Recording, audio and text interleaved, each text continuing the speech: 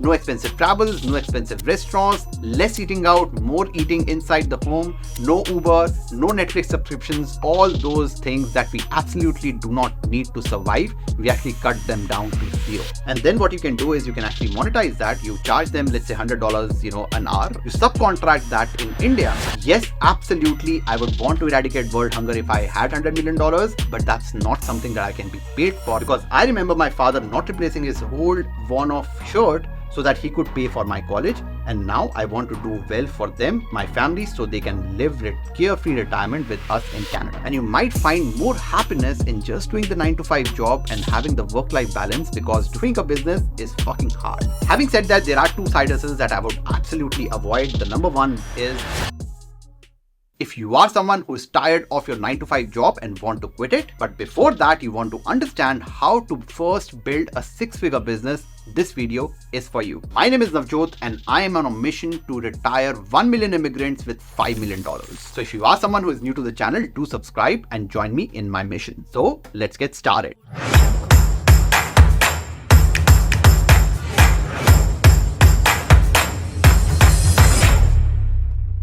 Today's presentation, I'll be talking about 3 things. One is when to leave your job, and even leaving your job is an option for you or not. I'll be talking about that. Then we'll talk about side hustle and where to start and how. And finally, we'll be talking about the biggest challenge in doing this switch and making a side hustle work. I'll be talking about that to end the video. First, let's talk about when and how to leave your job. So, first question that we need to ask is, why do you even want to leave your job? I don't know about you, but these are my reasons of leaving my 9-to-5 job, right? So my job, I was a market researcher. So my job had a hard ceiling on the amount of money that I can make, which was about $200,000 to $250,000, even if I get into the top management. Now, all this money would have been salaried, and therefore I would be paying a lot of taxes on this money. So even if I was making this money, let's say in 10 years, 15 years, I would be paying a lot of taxes on that money, because it will all be salaried, because I don't have, the option of, in my career, I don't have an option of going into contracting work. I want to retire before 50 with $10 million minimum in assets, 5 million in stocks, 5 million in real estate. And the only way to do that, I just can't save my way. I just can't, save my salary. I just can't do it, this way in the current, profile that I had before I left my job.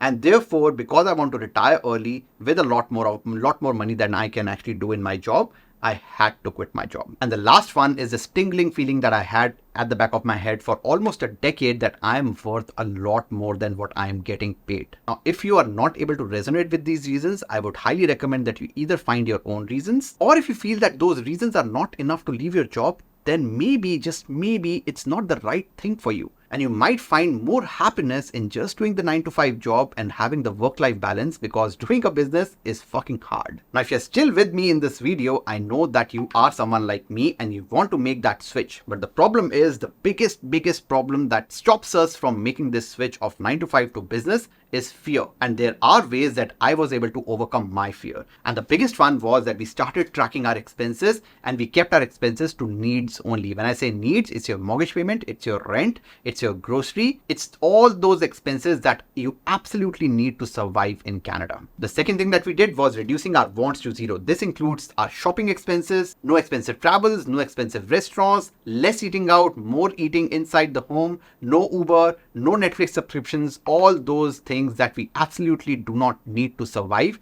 We actually cut them down to zero. The third thing that we did was reducing our investments to zero, and that's very important. We made that mistake of not doing this. And the reason why you need to do your investments to zero is because now you're investing in yourself. You have to have a nest egg, an emergency fund that I'll talk about in a bit. And in doing that, you are actually investing in yourself, and that ROI will be a lot bigger than you investing into S&P 500.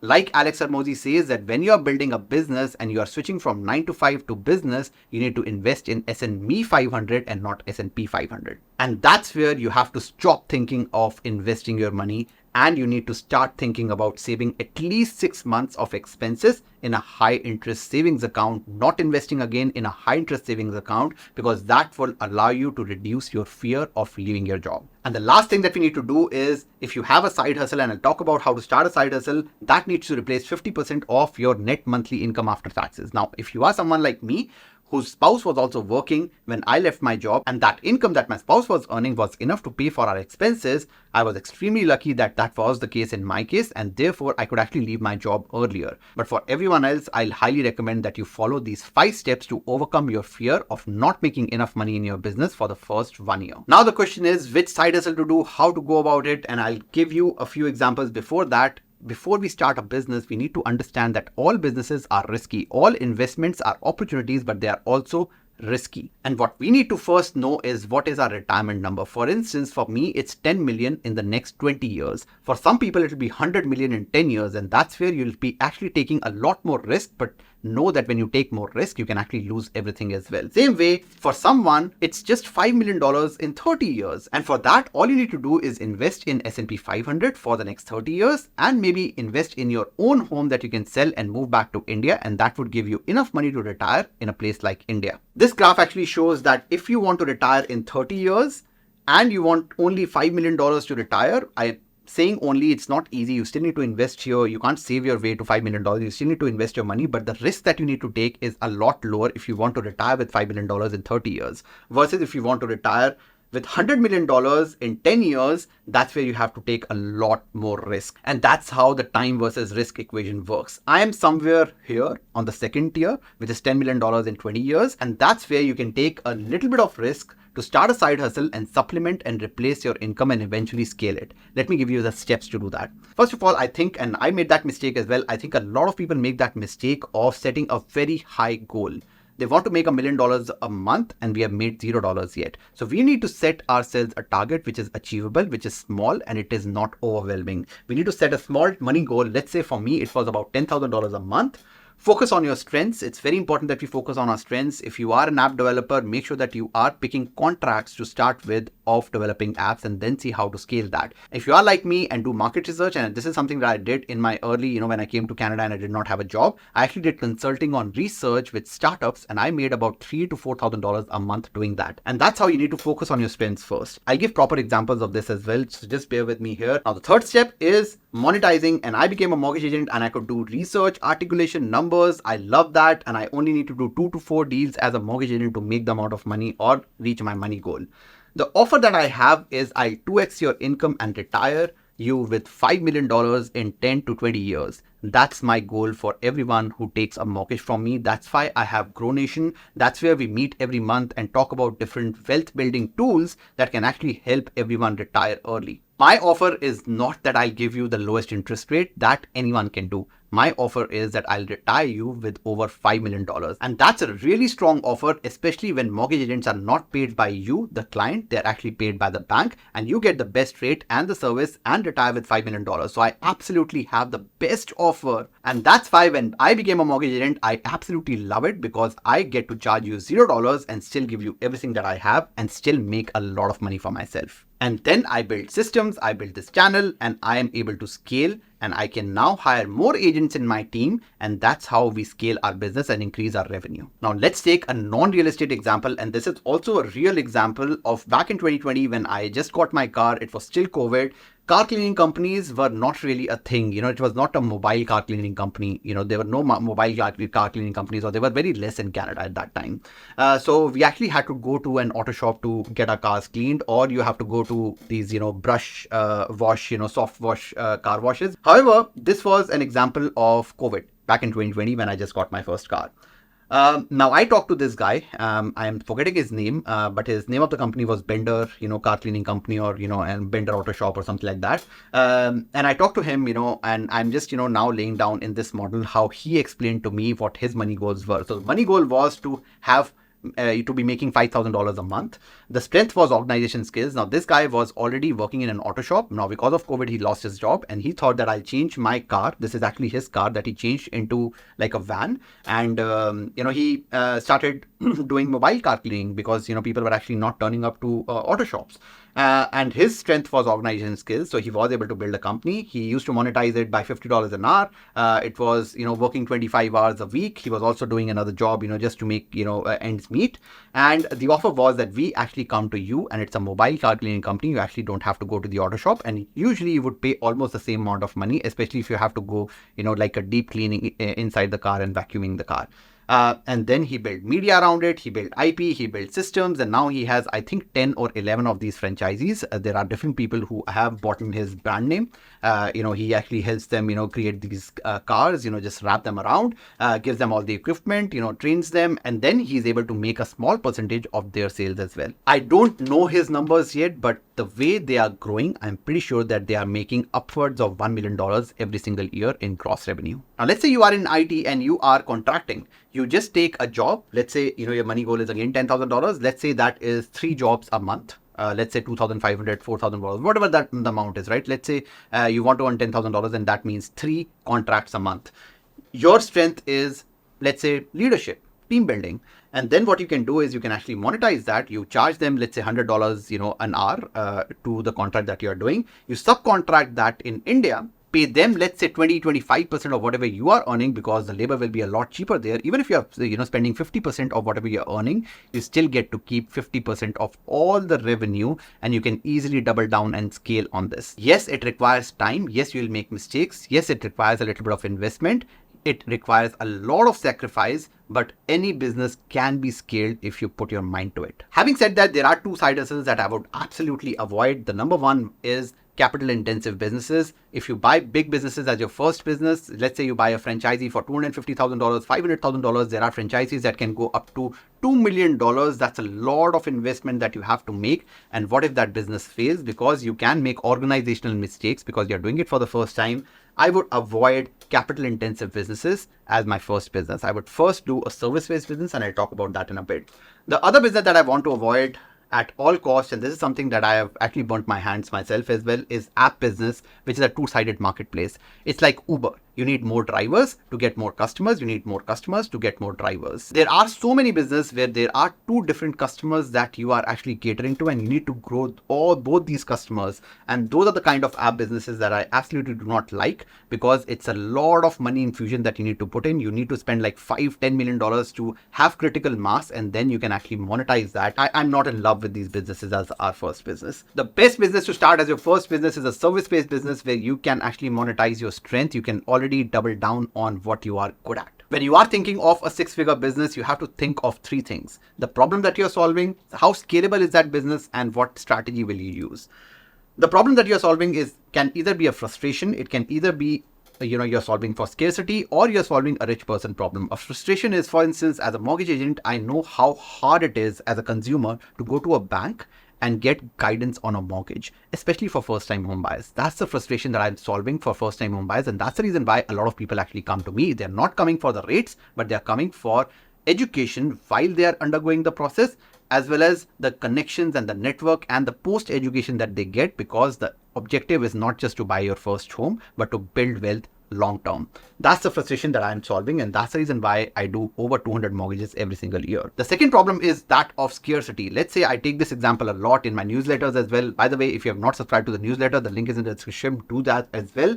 But scarcity is, let's say in Manitoba, and I'm a huge fan of this particular example. In Winnipeg, when I was there, on my road trip, there was a person who actually was gonna build, like a business on towing company. And the reason why he was wanted to do towing companies is because in winters especially, there are so many accidents that happen because of snow, and it takes about 2 to 3 hours for a towing company or a tow truck to actually get to the accident site. And the reason is not that there's too much snow. The reason is that there are just too many accidents and there are not enough towing companies there.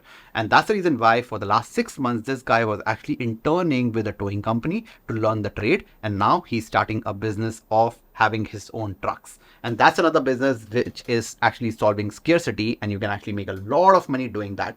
The third one is rich people problem. You can actually be a financial planner for rich doctors, dentists who know how to do their trade, but they not necessarily know how to invest their money. And that's where, you can actually make a lot of money as well. A lot of financial planners would fall, accountants, would fall into this particular bucket. We also need to understand how much units that you need to sell to make $10,000 a month. Because sometimes, let's say you are selling cupcakes. A cupcake, a really good cupcake, can also be not more than $5 to $10. $10 is a pretty high premium, that kind of a cupcake, right? So let's say it's $5 a cupcake. To make $10,000, and this is just revenue, I'm not even including cost, you need to sell 2,000 cupcakes every single month. That's over 60 cupcakes a day. That's a lot of cupcakes to make and sell, and then you need, expenses. You have labor, you have to deliver. So some businesses might look amazing and they might match with your strengths, but they might not be very scalable, and that's what we should also look at. I'm not saying you cannot have a successful cupcake company. It will take a lot more effort to do that.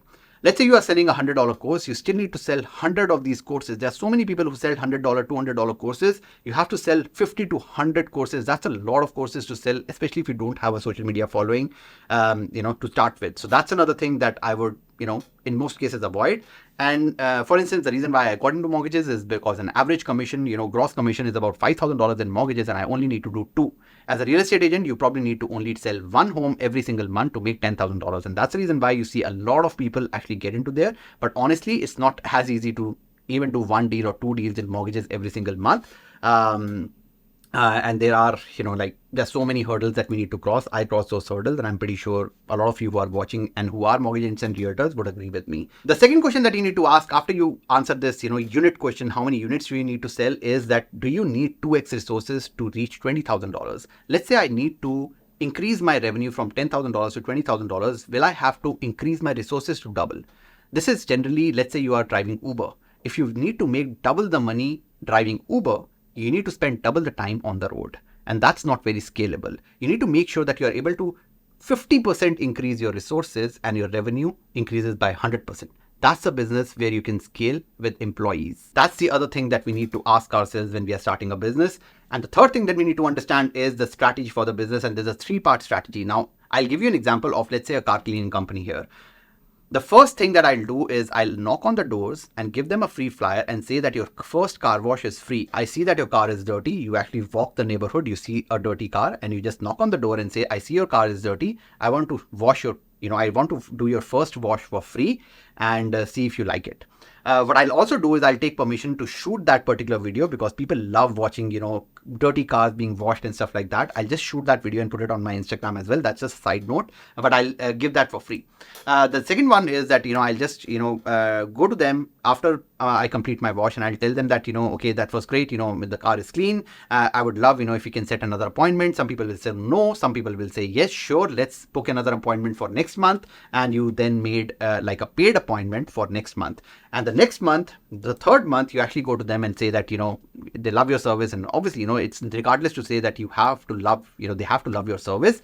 You actually make your core offering, which is a subscription model on your car cleaning company. And you say, you know what, I'll charge you $150 a month and you can actually do up to 4 washes every single month, and we will come to you to wash your car. Now, I think $150 is way too less, but it could be in an affluent neighborhood where people won't mind spending $200, $250 a month if someone comes to their home and cleans their car, or if they have multiple cars, they have kids, like there are people who have the money but don't have the time. Those are the people you can actually target with your core offering. Now, this is just a small example. You can apply that in any business, but you need 3 things. You need a free gift. You need a small product to prospect, which is not more than $100, less than $100. And then you need your core offering, which is either a subscription model so that you can have a larger lifetime value, or you have a pretty expensive, like a coaching program or something where you can actually make a lot of money. For me, it's a mortgage where I make about $5,000 to $6,000, like in gross commissions. And that's my core offering. But, my free gift and product to prospect, I don't really have a product to prospect, but everything else is free.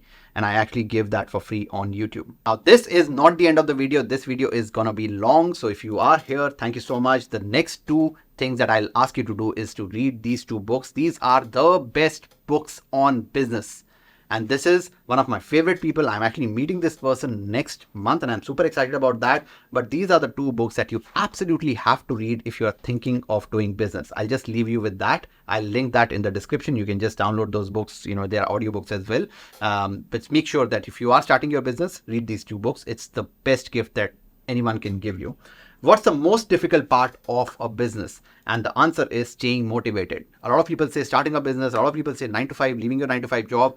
It's about facing those failures because you will fail. Even if you think that, you are the most amazing person on earth, even if you are the luckiest person on earth, there will be some mistakes that you will do. They might not cost you money, but might cost you time, and that's okay. But sometimes when we, do something for 6-7 months and it doesn't work, you actually feel demotivated and you stop doing it. So the biggest problem is staying motivated. And to solve that problem, you need to understand what Ikigai is. Ikigai is like a Venn diagram of four things, which is what you love, what you are good at, what you can be paid for, and what the world needs. I'll give you an example of each, right?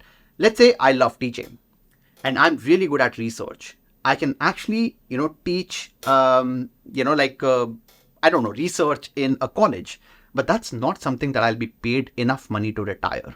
I'll be paid like $2,000, $3,000 per lecture. Maybe, maybe not. I have no idea what the going rate is. But if I only work on these two things, I will not be making enough money. What you are good at and what you are paid for. If I work for a market research company, this is my profession. That's my 9 to 5 job, but I don't necessarily get a lot of fulfillment by doing that. If I do what I love and what the world needs, let's say I want to eradicate world hunger or need to educate every single person on earth, this is again something that I'll not be paid for, and therefore it cannot be something that I do if I don't already have a lot of money. So this is, just, like you can just, go through this as well. My sweet spot here is the Ikigai, which is in between. I love to teach. I absolutely love to teach.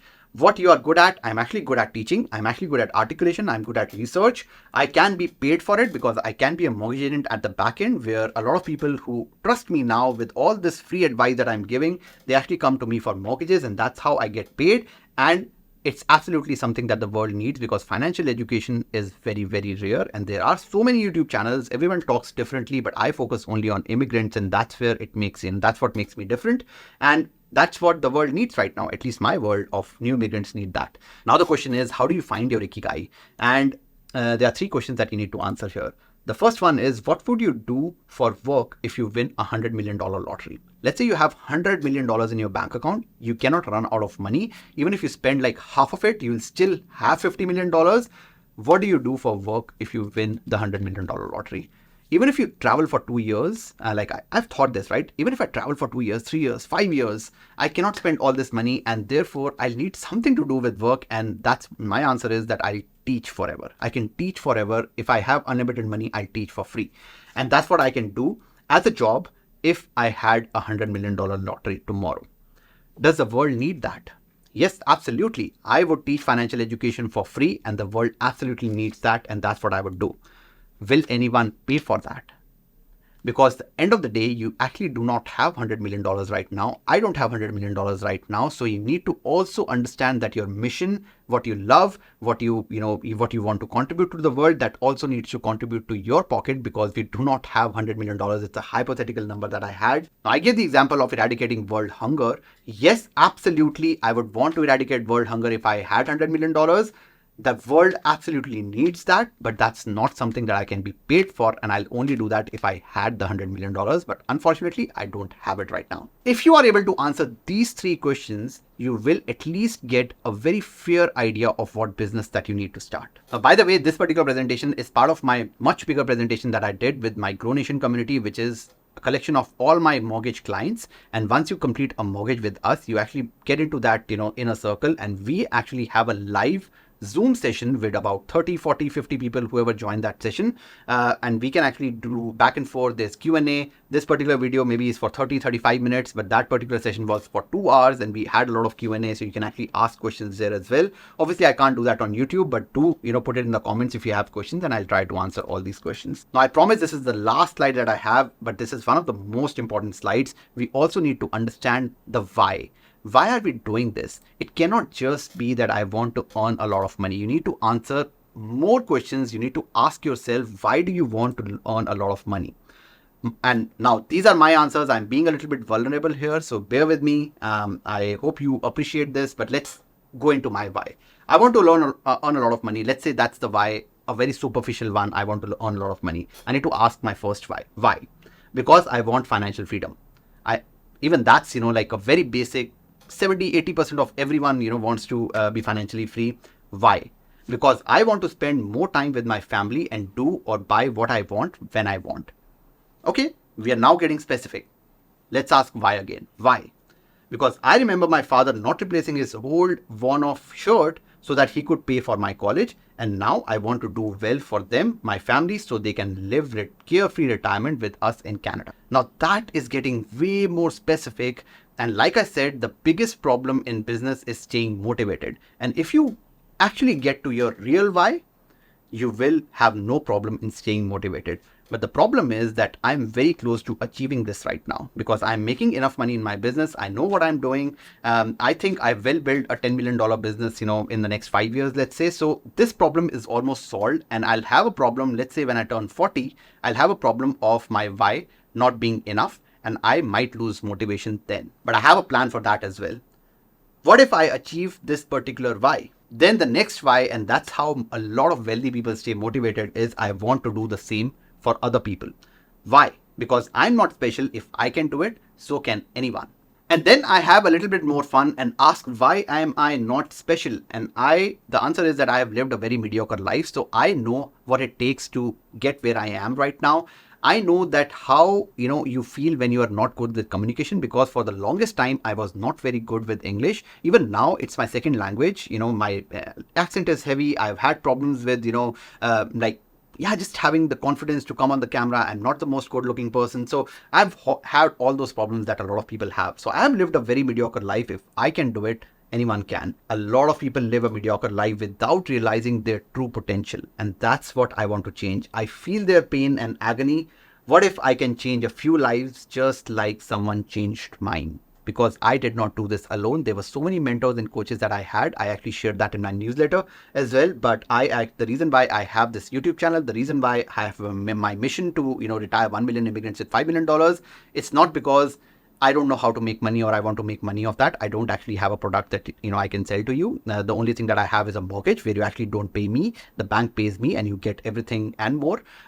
So the reason why I am doing this is for me. It's a very selfish thing, but in that, if I can, impact a lot of lives through this YouTube channel, through Grow Nation, through whatever I'm doing, I'll be the happiest person, and then my purpose will be solved. I am teaching. I would love to teach. Even if I'm financially free, I'll teach till the day I'm not able to teach, and that's my true why. I would highly suggest that you do this exercise for yourself. I'm hoping that even if one person I'm able to impact their lives by this presentation, I think this presentation would achieve its purpose. That's all I have for today. मिलते हैं अगली video में. तब तक के लिए bye bye.